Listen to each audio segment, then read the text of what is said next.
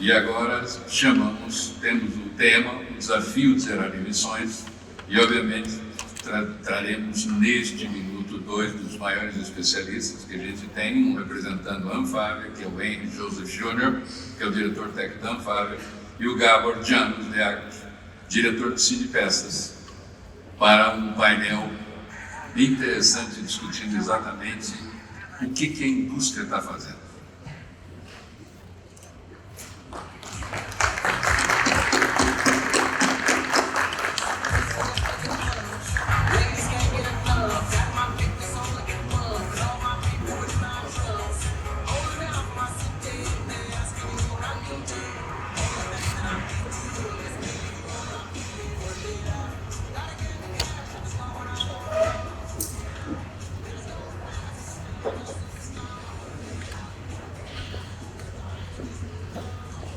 A gente começa com uma apresentação do Gábor János Deák. Ele vai mostrar algumas coisas para a gente. Bom dia. Obrigado pela oportunidade de mostrar uma visão do Sindipeças a respeito do assunto. Se puder colocar a apresentação. Perfeito. Eu vou tentar dar uma ideia para vocês. Primeiro, o Sindipeças está completando este ano 70 anos de existência. Nós representamos cerca de 500 empresas de capital nacional e estrangeiro. Tivemos um faturamento no ano passado de 234 bilhões de reais e exportamos para cerca de 180 países. Então, representamos a enorme maioria dos fabricantes de autopeças para todos os segmentos de mercado. Estamos estabelecidos fundamentalmente na região sul-sudeste, temos uma filial no Nordeste, temos atividades em Manaus, onde existem motocicletas. Temos uma visão clara do desafio de zerar emissões e que as diferentes tecnologias de propulsão vão conviver nos segmentos e nichos em que cada um for mais eficiente e mais adequado. Eficiente ambientalmente, eficiente economicamente, em termos de disponibilidade e tudo mais. Acho que eu apertei o botão errado aqui. Nós não somos o cachorro no mercado mundial, mas também não somos a pulga no rabo do cachorro. O Brasil produz alguma coisa na casa de 2,8% dos veículos mundiais, 2,6%, somado com a Argentina ficamos com 3,pouco%, e somos comparáveis em tamanho não com a China, não com os Estados Unidos, Japão e Coreia, mas somos comparáveis com os principais países europeus, Reino Unido, França, Espanha, etc. Perdemos para o México também, de certa forma perdemos para a Índia, mas temos uma participação razoável de alguma coisa como 3,5% no mercado mundial. Quando a gente olha gases de efeito estufa, e isso segundo o próprio governo, nós temos o transporte como sendo um dos setores mais importantes em termos de geração, em termos de utilização de energia, 32%, alguma coisa assim. As emissões propriamente ditas em 2021 estão também em 30 e pouco por cento do lado dos automóveis sobre o setor de transporte. Então, automóveis, caminhões, etc., juntos produzem a maior parte das emissões do setor de transporte. Mas o que a gente busca com tudo isso? A gente busca saúde, queremos um meio ambiente adequado, a gente busca geração de empregos ou manutenção de empregos, a gente busca atrair investimentos, ter uma mobilidade acessível, ter segurança energética, ter um protagonismo internacional pelas nossas competências, em suma, ter o maior número possível de opções para assegurar as melhores escolhas e atendermos os objetivos ESG de cada uma das empresas e os objetivos de meio ambiente no mundo inteiro. A Anfávia contribui listando todos os combustíveis disponíveis, não exaustivamente, né? Então a gente tem fóssil, gasolina, diesel, gás natural, liquefeito, comprimido. Temos biocombustíveis como bioetanol, biodiesel, biometano, HVO, diesel renovável. Temos eletrificação com várias versões. Temos células de combustível e temos até combustão interna com hidrogênio propriamente dito. Essa é uma tabela um pouquinho mais antiga, mas ela mostra que o que nós temos como solução em termos de veículos flex, veículos elétricos e eventualmente híbridos flex, são as melhores soluções disponíveis no mundo em termos de emissões propriamente ditas. Nós fizemos um estudo com o NIP, da Unicamp, que é o Núcleo de Pesquisas Energéticas, etc. E o Rafael, que está aqui presente, também participou, é o principal condutor desse estudo. E basicamente, só um resumo, a gente está preocupado com o custo de propriedade do veículo, que vai da matéria da compra do veículo, dos combustíveis, da manutenção, etc. E o que a gente nota com um veículo compacto que daqui até 2025, 2035, portanto, 12 anos para frente, no melhor das circunstâncias, com tudo acontecendo da melhor forma possível, provavelmente um veículo elétrico que tem reposição de bateria após um certo período de vida, e um veículo de combustão interna tem um custo de propriedade mais ou menos parecido, um automóvel. Quando a gente vai para aqueles veículos mais básicos, de entrega da última milha, de distribuição de compras que a gente faz pela internet, etc., lá em 2035, na melhor alternativa, os veículos elétricos finalmente começam a ser mais vantajosos em termos de economia do que os veículos a combustão interna. Quando a gente vai para veículos pesados, compara a bateria com diesel, etc., a conclusão é de que em caminhões não há alternativa até 2035, a diferença é brutal, e os veículos elétricos ainda economicamente não conseguem bater, a despeito de terem consumo menor em termos de valor de combustível, entre aquisição e reposição de baterias, etc., a situação é mais complicada, e nos caminhões mais pesados ainda é mais clara essa situação. Fizemos uma comparação com gás natural veicular e, finalmente, em 2035, a despeito de que Euro 6 aumentou o preço dos caminhões com ciclo diesel, nós encontramos uma paridade até 2035 entre veículo a gás e veículo diesel, e até lá o veículo diesel leva vantagens. E no ônibus a situação é mais clara ainda de que o ônibus diesel, a despeito de todos os problemas e decisões que estão sendo tomadas, o veículo diesel é imbatível até 2035. Fizemos uma revisão do que acontece, né? Então o etanol tem como fator de emissão mais baixo, mas a frota predominantemente flex permite descarbonização imediata, gasolina e diesel tem um custo de aquisição mais baixo do veículo, é um mercado consolidado, podem faltar mecânicos, como mostrou a senhora da CNT, mas a verdade é que sabemos como mantê-los. Ainda temos espaço para melhorar a eficiência, quando a gente fala de eletricidade, tem um custo menor de operação, tem zero emissões locais, depende da geração no momento de fabricação do veículo e depende da geração de emissões no momento da geração de energia propriamente dita. Nós temos um fator de uma matriz energética elétrica no Brasil muito favorável, tem várias versões e muitos segmentos de mercado pode ser a melhor solução. E, finalmente, hidrogênio tem zero emissões locais e pode induzir redução do fator de emissão do setor elétrico propriamente dito. Quando a gente vai para os veículos pesados, a gente tem o diesel, biodiesel, diesel verde, eletricidade, gás natural e hidrogênio. O diesel está disponível, o biodiesel tem algumas restrições, a Agência Nacional do Petróleo regulamentou as características do biodiesel e até 15% de participação, entendemos que os problemas, se seguir a regulamentação, funcionam adequadamente. Diesel verde seria a solução imediata, só não está disponível exatamente. Eletricidade é mais eficiente, tem menor custo de operação, é muito bom para rotas urbanas, para grandes centros, para veículos que retornam à base periodicamente. Gás biometano é aproveitamento de resíduos, é alternativa para descarbonização, muito bom para coleta de lixo, para ônibus urbano e tudo mais, mas infelizmente onde ele está disponível não é o ponto de consumo e nós não temos uma matriz de abastecimento nacional. Finalmente, hidrogênio, é mais eficiente que diesel, tem maior alcance que carro eletrônico, não tem emissões locais, mas também não está disponível como combustível ainda.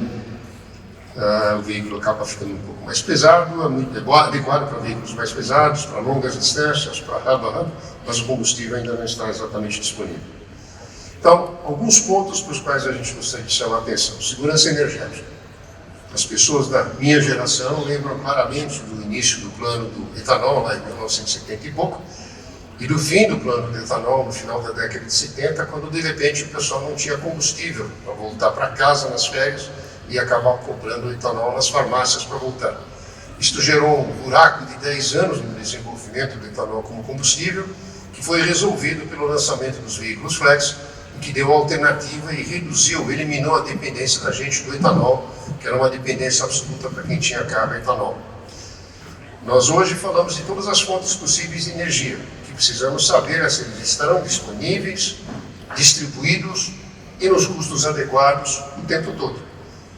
Então, qualquer que seja o combustível alternativo, a fonte de energia alternativa, a gente precisa ter segurança. A segunda questão é a questão de valores e prazos para a implantação. Nós estamos falando de implantação de biometano, e o noroeste de São Paulo produz, o sudeste de São Paulo tem a rede de distribuição, estas duas não se comunicam, o restante do país não tem abastecimento, e aí nós podemos falar as mesmas coisas a respeito de todos os combustíveis. Falamos de plantas de hidrogênio que estão em estágio experimental, requerendo bilhões de dólares de investimento. Falamos em veículos elétricos, mas as baterias mundialmente estão em falta, capacidade, e a contaminação da produção das matérias-primas é uma coisa importante para ser levada em consideração, bem como os investimentos. Então, tudo que nós falamos de alternativas para os combustíveis fósseis, na verdade tem uma questão de quais são os valores que nós estamos falando e qual é o prazo para a implantação. E ao contrário do que a gente pensa, se nós formos os últimos a entrar, nós não seremos os primeiros de coisa nenhuma no mundo. Nós não podemos ficar para trás dessa corrida, precisamos definir rapidamente entre todas essas alternativas qual é o caminho que nós vamos colocar, porque não temos nem tempo, nem recursos para ficar distribuindo em todas as alternativas uniformemente, para ver um dia deixar o mercado decidir o que vai acontecer. Também temos uma capacidade instalada em fabricação de motores que é extremamente importante. Então, o Brasil tem motores de combustão interna como competência, infraestrutura estabelecida, e na medida que alguns países começam a deixar de utilizar motores de combustão interna, gera oportunidades comerciais, oportunidades de desenvolvimento e aproveitamento de um país que tem 4,5 milhões de unidades por ano de capacidade e 2,2 de vendas. Então, nós temos oportunidade de aproveitar os recursos.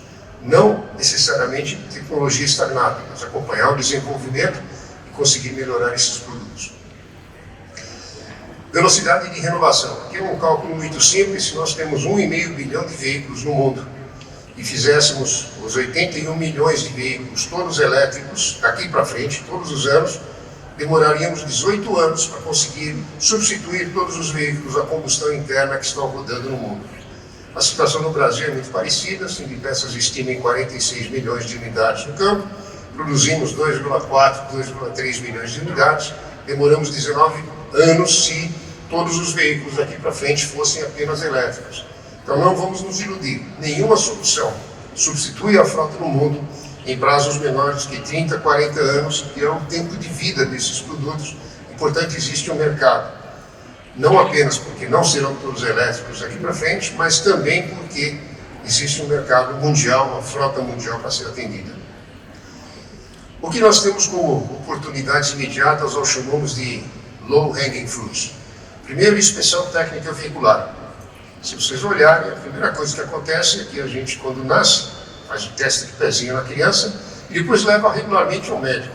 Quando a gente compra um carro, ou um veículo, um caminhão, a gente tira da concessionária e usa até quebrar e aí começa a utilizar soluções inadequadas. Não é adequado isso. Nós estamos discutindo que deveríamos ter a verificação das condições e assegurar que os veículos fabricados estivessem pelo menos na condição original. É verdade que um veículo fabricado hoje emite 5% das emissões de um veículo fabricado há 20, 30 anos atrás, e essa é a idade da nossa frota. Mas a primeira coisa que tem que fazer é assegurar que os veículos que estão na rua atendam os objetivos originais. Este programa também serviria de base para o programa de renovação de frotas.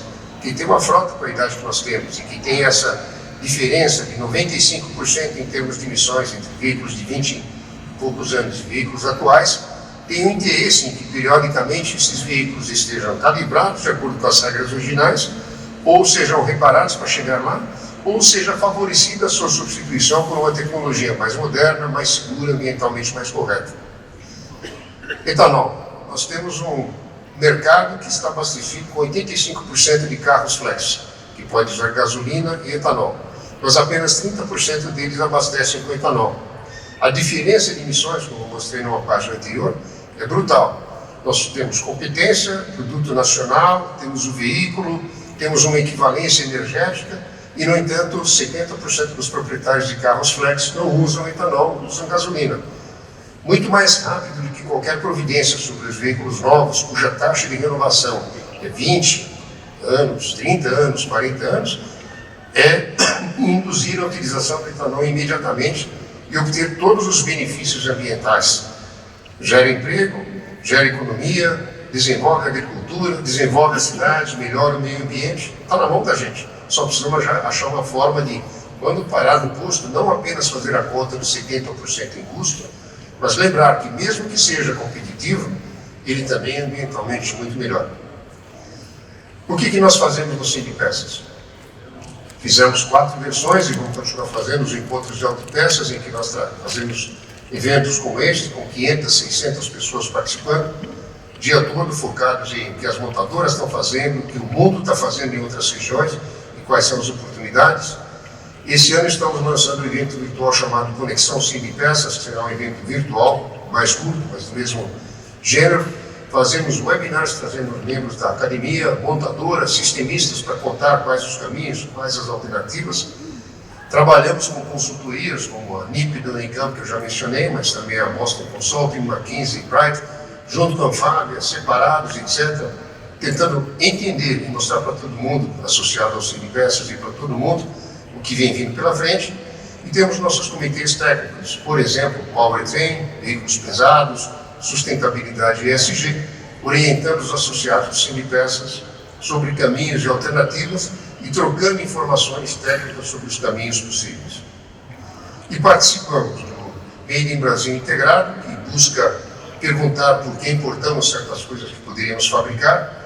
Estamos no comitê gestor, trabalhamos em grupos específicos como hidrogênio e outros. Trabalhamos com Rota 2030 desde o começo, está para ser lançado o Mover, ajudamos a estabelecer os objetivos, estamos no Conselho Gestor, assim como a Anfávia e outras entidades, trabalhamos nos grupos técnicos de regulamentação, trabalhamos em atividades de renovação de frota, incentivando a adoção pelo governo, pelo país, trabalhamos em movimentos de baixo carbono, como foi a Mobilidade Sustentável de Baixo Carbono e outras entidades. Na Fiesp trabalhamos com descarbonização. Na Prefeitura, a Fiesp participa do Confrota, que está trocando o ônibus diesel por elétricos. É uma primeira experiência, que é uma cidade muito grande. Vamos ver o que vai dar. Estamos no Conselho Consultivo da Fundação Getúlio Vargas, em termos de meio ambiente, que está fazendo um estudo de emissões do veículo do berço até o portão, não no campo, mas até o portão da montadora. E essas são as atividades que desenvolvemos. Esse é o nosso ponto de vista. Espero não ter passado muito do tempo. Muito obrigado.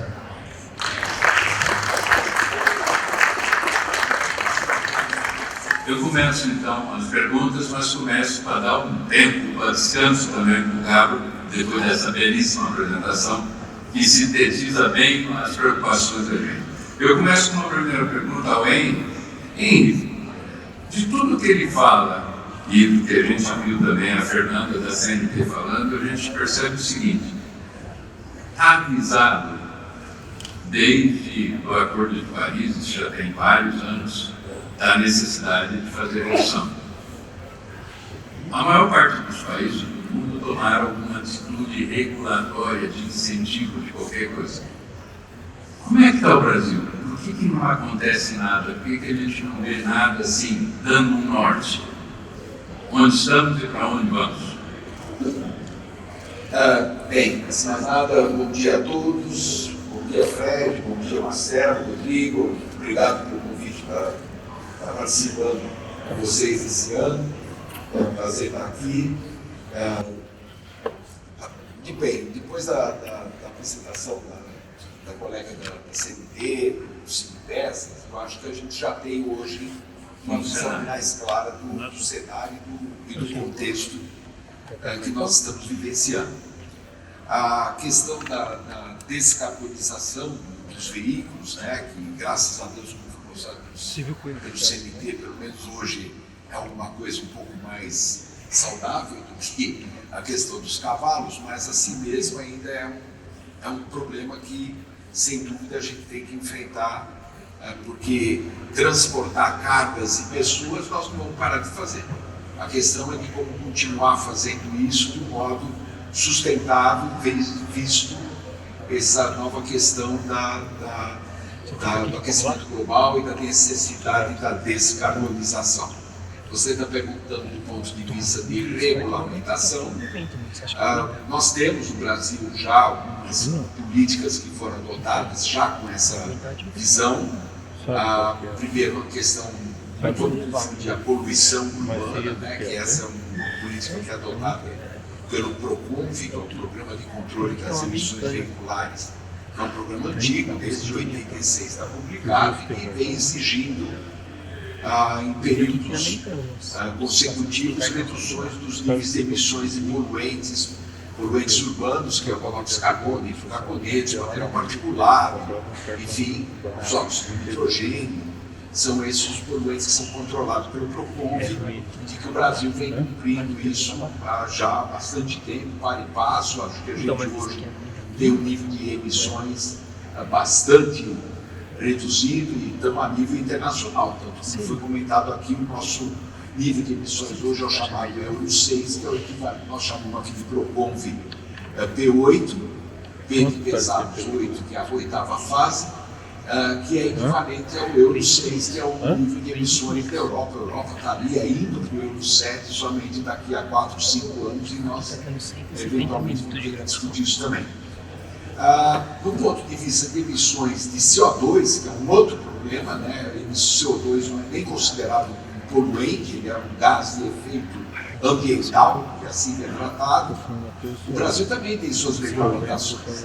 Isso já começou lá no Inovar Alto, que é um programa lá de 2012, onde que nós começamos a estabelecer metas de eficiência energética. A questão do CO2 no Brasil, ela passou a ser tratada dentro do conceito de eficiência energética, porque quanto mais eficiente o veículo, menos combustível ele vai precisar, menos energia ele vai precisar e, consequentemente, o nível de emissões também vai ser reduzido. O Inovar Alto trouxe metas a serem atingidas em 2018, que foram cumpridas, né, nesse período de 5 anos, 2012 a 2018. 17 e 18, a gente reduziu em torno de 15% o nível de, melhoramos em 15% o nível de consumo dos veículos do mercado brasileiro. Em 2018 foi publicado o Rota 2030, que é uma continuidade do Inovar Alto com outras características de verdade, mas que o conceito de eficiência energética também permaneceu exatamente na mesma linha que o Inovar, estabeleceu novas metas de redução de mais 12% nos níveis de melhoria de eficiência energética, que foram cumpridas, estão sendo cumpridas desde 2022 aqui no mercado brasileiro. Tem esse programa, o Mover, que foi citado aqui, e esse é um nome ainda, a gente tem meio provisório, porque ele começou a ser chamado de Rota 2030 segunda fase, depois seria Pro-Veículo, Provil, Promove, aí depois virou Mover, mas só quando for publicado o programa que a gente vai ter o nome definitivo, mas que também vai ter metas de eficiência energética, e aí sim, Fred, uma grande novidade. Inclusive essa novidade que nós estamos levando até a nível internacional, nós já fizemos, isso foi apresentado já em fóruns internacionais, e será apresentado também em Dubai, lá agora na COP28, que é a grande novidade que o Brasil está adotando o chamado conceito do poço à roda. Ou seja, nós estamos considerando as emissões de CO2 e gás de efeito estufa, não somente no cano de escapamento do veículo, que é o que o mundo todo faz, e aí tem uma série de fingimentos, né, que fala que o carro é elétrico não emite nada e depois gera energia elétrica queimando carvão e petróleo, gerando um monte de CO2, mas o carro não emite nada. Nós não vamos entrar por esse caminho. O caminho que o Brasil está adotando é um caminho que chamamos de poço à roda, que estamos considerando toda a geração de CO2 desde a produção de energia. Eu falo energia, porque mesmo a energia elétrica está sendo considerado o que ela vai gerar de CO2, e o Brasil, nesse caso, é exemplo internacional, porque a nossa matriz energética é muito limpa, é realmente limpa, né? Nós temos 70% da geração de energia elétrica na base da hidráulica, da queda d'água, enfim, temos a eólica, temos a solar, que estão crescendo numa quantidade enorme, então a nossa energia elétrica é limpa, mas também a nossa energia de combustíveis também é muito limpa. Foi citado, inclusive, aqui a questão do etanol, que é lamentável mesmo, como o Gabo falou, é lamentável que a gente não consuma mais etanol e que os nossos programas de incentivo ou outros aí não tenham atingido essa questão de incentivar mais o uso do etanol.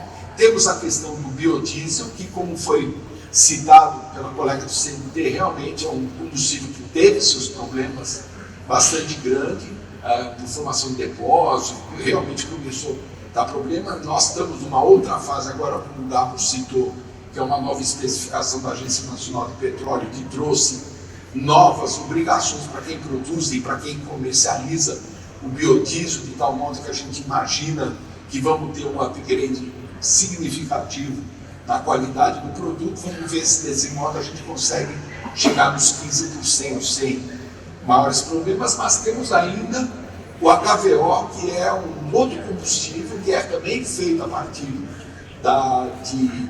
de biomassa, ou vegetal, ou animal, e que pode também ser produzido um produto que é exatamente igual ao diesel, ou seja, ele pode ser aplicado nos veículos sem restrição, substituindo o diesel fóssil por um produto que no fundo é um biocombustível e que, do ponto de vista de CO2, é tão neutro como o etanol é no caso do veículo leve.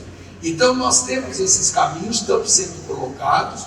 Se você me permitir, eu posso retirar um pouquinho mais adiante, que eu acho que a gente precisa, talvez, foram colocadas várias tecnologias, vários produtos, vários combustíveis, mas no fundo, nós estamos falando de duas tecnologias só. Ou é combustão interna ou é elétrica. São essas duas únicas tecnologias que nós temos que são aquilo que movimenta o veículo. Elas podem ser utilizadas em conjunto, como por exemplo nos veículos híbridos, mas é ou elétrica ou é combustão interna. No caso da combustão interna, as nossas alternativas hoje, a gente muda o combustível que vai ser queimado, de tal modo que ele seja o mais inócuo possível do ponto de vista de CO2, e aí é que entra a questão do biodiesel, entra a questão do HVO, ou a gente também tem que pensar no biometano, que também é um combustível que eu esqueci de mencionar, mas também é um combustível que pode ter impacto até zero, se for totalmente gerado a partir de matéria orgânica. Mas a gente tem esses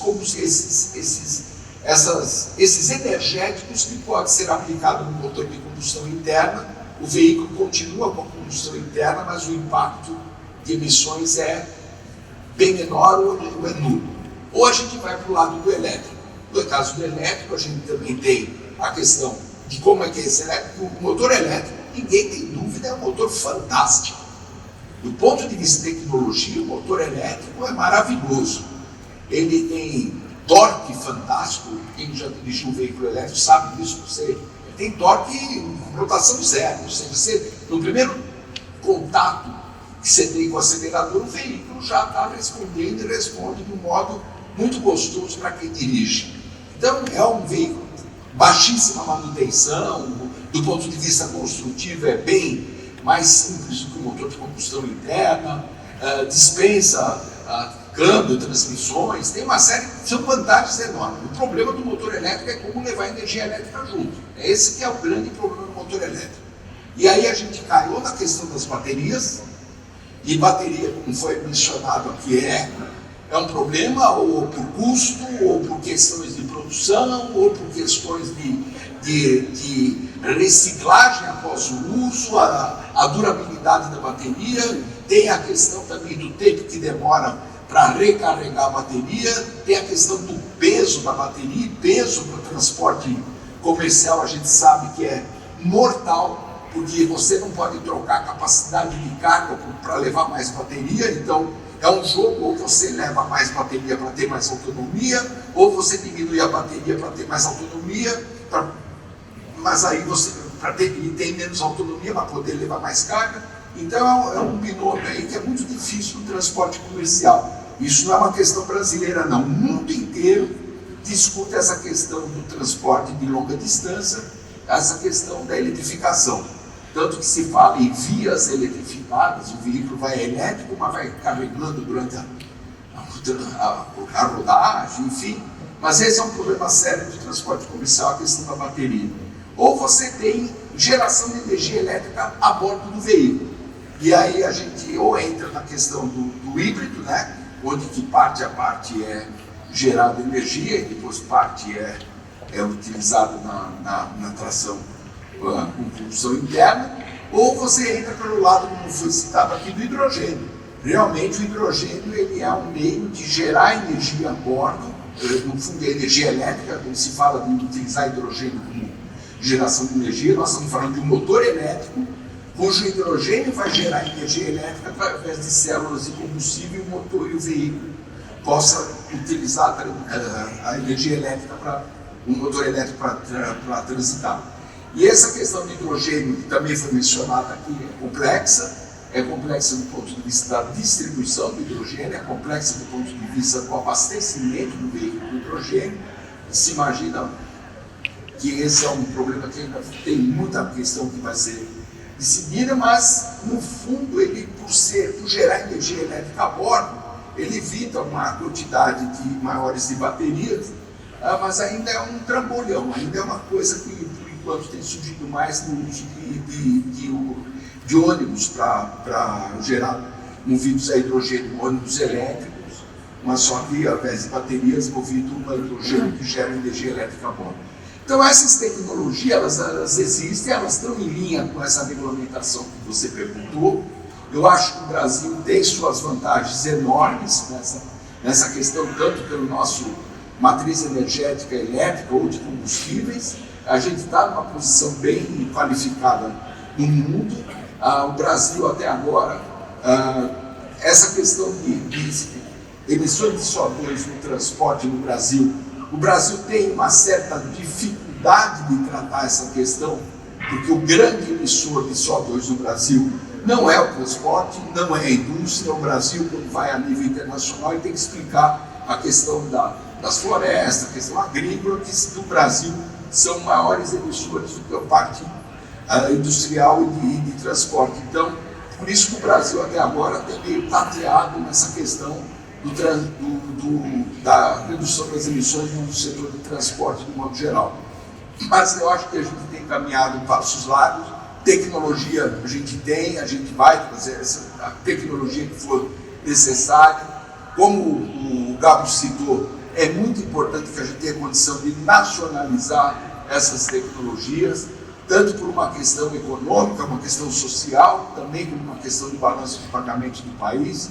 A gente tem tecnologia que podemos estar fazendo localmente, ou seja, eu vejo um futuro assim com uns olhos bem mais agradáveis, não tão preocupantes assim. Bom, não foi surpresa para a gente, nenhuma surpresa, o fato de que entre ele, a Fábia e o Gabo de Peças, nós tivemos 2 aulas de MBA.